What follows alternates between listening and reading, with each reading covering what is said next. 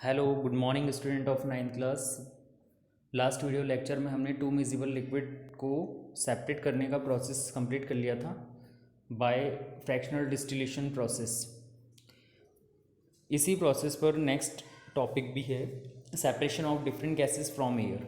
Air में से gases को सेपरेट करना। हमें पता है कि एयर क्या है, होमोजीनियस मिक्सचर है ना। डिफरेंट टाइप ऑफ गैसेस का होमोजीनियस मिक्सचर है जिसमें बहुत सारी गैसेस मिक्सअप होती हैं। The air is compressed by increasing pressure and decreasing temperature to get liquid air. इसमें सबसे पहले एयर को लिक्विड एयर में कन्वर्ट किया जाता है। कैसे किया जाता है? By increasing pressure and decreasing temperature. Air को प्रेशराइज करके, प्रेशर इंक्रीज करके और टेम्परेचर डिक्रीज करके। Then liquid air is to start heating. और फिर उस लिक्विड एयर को क्या करते हैं? स्टार्ट करते हैं हीट करना, उसको गर्म करना स्टार्ट किया जाता है। और हमें पता है कि लिक्विड को जब हीटअप करेंगे तो क्या होगा? वेपर बनेगी।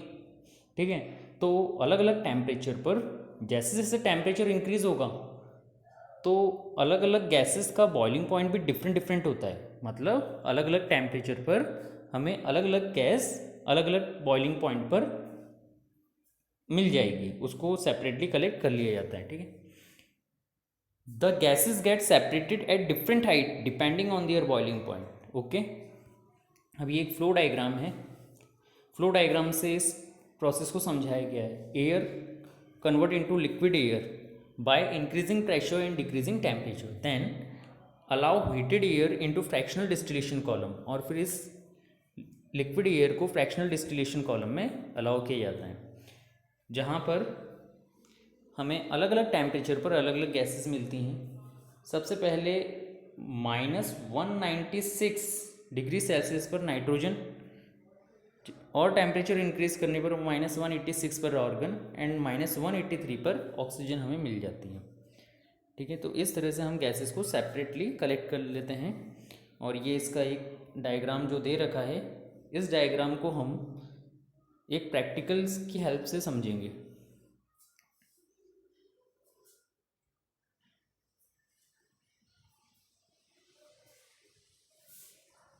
Process can be divided into various stages.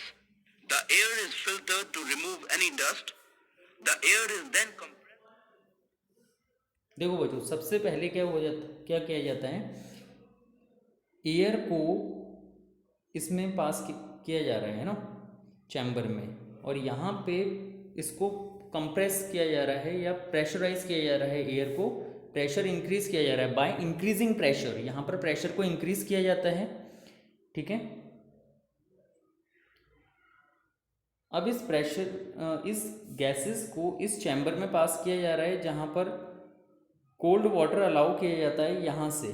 ठीक है, नीचे से कोल्ड वाटर अलाउ किया जा रहा है, जिससे जो ऊपर से जो हॉट एयर यहाँ पर आ रही है ये लिक्विड में कन्वर्ट हो जाती है। और इसको फिर इस पाइपलाइन के थ्रू इस चैम्बर में पास किया जाता है और यहाँ से इसे फ्रैक्शनल डिस्टिलेशन कॉलम में भेज दिया जाता है। अब यहाँ से जो CO2 है, CO2 को यहाँ पे रिमूव कर दिया जाता है। ठीक है, ये लिक्विड एयर, यहाँ पर ये जो एयर है लिक्विड फॉर्म में कन्वर्ट हो जाती है और फिर यहाँ पे इसको फ्रैक्शनल डिस्टिलेशन कॉलम में भेज दिया गया। फिर फ्रैक्शनल डिस्टिलेशन कॉलम में क्या होता है? सबसे पहले -196 पर नाइट्रोजन गैस बॉईल करना स्टार्ट करती है, उसके बाद ऑर्गन और फिर ऑक्सीजन हमें मिल जाती है।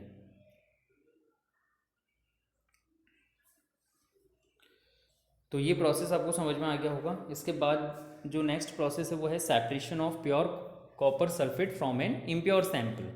इम्प्योर कॉपर सल्फेट में से प्योर कॉपर सल्फेट कैसे ऑब्टेन किया जाता है? मतलब प्योर सॉल्ट, कॉपर सल्फेट एक सॉल्ट है। इस प्रोसेस की हेल्प से हम सी वाटर से प्योर सॉल्ट ऑब्टेन कर सकते हैं। ठीक है, और जो प्योर एलम है वो भी इसी तरीके से बनाया जाता है। To separate pure copper sulphate from an impure sample use crystallisation method. और इस प्रोसेस को क्रिस्टलाइजेशन मेथड कहा जाता है, क्योंकि हमारे पास जितने भी सॉल्ट होते हैं वो क्रिस्टल फॉर्म में होते हैं, प्योर सॉलिड फॉर्म में होते हैं। इसका लिए थोड़ा सा प्रोसेस प्रैक्टिकल हम देखते हैं। क्या प्रोसेस है इसका? Take almost 5 gram impure salt of copper sulphate in china dish china dish में आपको 5 ग्राम इम्प्योर सॉल्ट लेना है कॉपर सल्फेट का इम्प्योर सॉल्ट लेना है। Add minimum amount of water in it, और इसमें थोड़ा सा पानी मिलाना है। फिल्टर द इम्प्योरिटीज़ आउट, और फिर उस सॉल्यूशन को फिल्टर करना है, मतलब फिल्टर पेपर में से पास करना है। Now it is heated to form saturated solution. अब उसको हीटअप किया जाता है। जो सॉल्यूशन हमें मिलता है, होमोजीनियस मिक्सचर मिलता है जो सैचुरेटेड सॉल्यूशन किसका, कॉपर सल्फेट का, उसको हीटअप करते हैं और बहुत देर तक हीटअप किया जाता है। Cover the solution with filter paper. अब उस सॉल्यूशन को ढक दिया जाता है, कवर कर दिया जाता है। And leave it to cool for a day, और पूरे दिन भर उसको ठंडा करने के लिए छोड़ दिया जाता है। तो ठंडा करने से क्या होगा, जो क्रिस्टल हैं, जो कॉपर सल्फेट है वो क्रिस्टल की फॉर्म में आ जाता है। ठीक है, crystals of copper sulphate are form. इस तरह से हम कॉपर सल्फेट के क्रिस्टल बना सकते हैं। और क्रिस्टलाइजेशन प्रोसेस जो है वो एवेपोरेशन के कंपैरेटिवली ज़्यादा बेटर है ना। कैसे? Crystallisation technique is better than simple evaporation technique as some solids like sugar may get burn on heating. क्योंकि एवेपोरेशन प्रोसेस में क्या होता है, बहुत सारे जो सॉलिड्स हैं, ठीक है, वो बर्न हो सकते हैं, मतलब ब्लैक हो जाएंगे, जलकर काले हो जाएंगे। अगर हम जैसे सी वाटर जो है, अगर हम उसको हीटअप करें, उसको वेपराइज करें, तो इससे क्या होगा, सॉल्ट जो होगा वो ख़राब हो सकता है। ठीक है, वाटर तो वेपराइज हो जाएगा, लेकिन उसके अंदर जो सॉल्ट है वो भी बर्न हो जाएगा। ठीक है, separation of some impurities remain dissolve in solution after filtration. और इसमें जो इम्प्योरिटीज़ हैं वो सॉल्यूशन में ही रह जाती हैं। ठीक है ना, तो इम्प्योरिटीज़ कंप्लीटली रिमूव नहीं होती हैं, इसमें से हटती नहीं हैं, उसी में ही डिज़ोल्व रहती हैं। एप्लीकेशन मतलब इसके यूजेस क्या क्या हैं। प्योरीफिकेशन ऑफ सॉल्ट, जैसे कि मैंने आपको बताया, सी वाटर में से जो सॉल्ट लिया जाता है, निकाला जाता है, उसके प्योरीफिकेशन में ये हेल्पफुल है। मतलब इसमें बहुत ज़्यादा जो इम्प्योरिटीज़ होती है वो क्रिस्टलाइजेशन की हेल्प से आसानी से निकल जाती है। Separation of alum from impure sample, इससे फिटकरी भी बनाई जाती है, प्योर एलम जो होती है। Separation of copper sulphate from impure sample, ये जो प्रोसेस है हमने ऊपर कर ही लिया है कि इम्प्योर सैंपल में से प्योर कॉपर सल्फेट निकाल लिया जाता है। अब है वाटर प्योरीफिकेशन सिस्टम, कि पानी को कैसे क्लीन किया जाता है। हमारे पास जो पानी आता है वो इम्प्योर वाटर होता है, और उसको कैसे क्लीन किया जाता है। The following process are use to get drinking water. क्या प्रोसेस है इसको देखते हैं। Water is allowed into sedimentation tank so that impurities are settle down.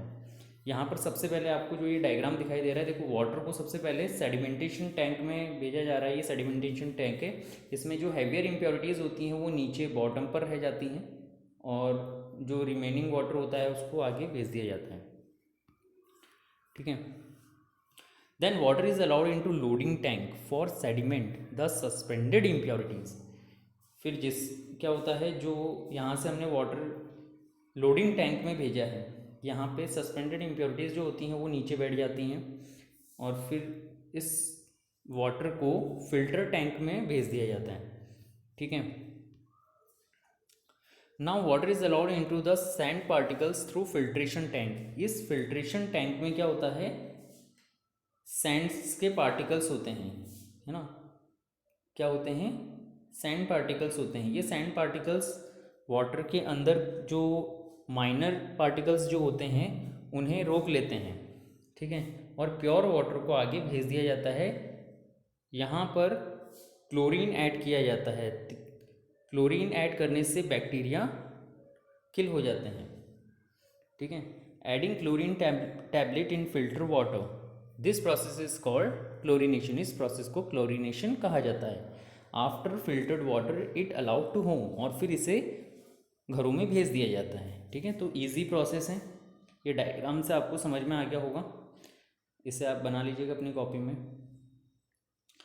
और अभी तक हमने जितने भी टॉपिक्स किए हैं उन टॉपिक्स से रिलेटेड कुछ क्वेश्चंस यहाँ पर दिए गए हैं।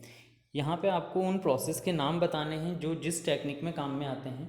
ठीक है, ये आपको पढ़ने हैं और इनके आंसर्स आपको लिखने हैं अपनी कॉपी में और मुझसे कंफर्म कराने कि आपने जो आंसर फाइंड आउट किए हैं वो सही हैं या गलत हैं।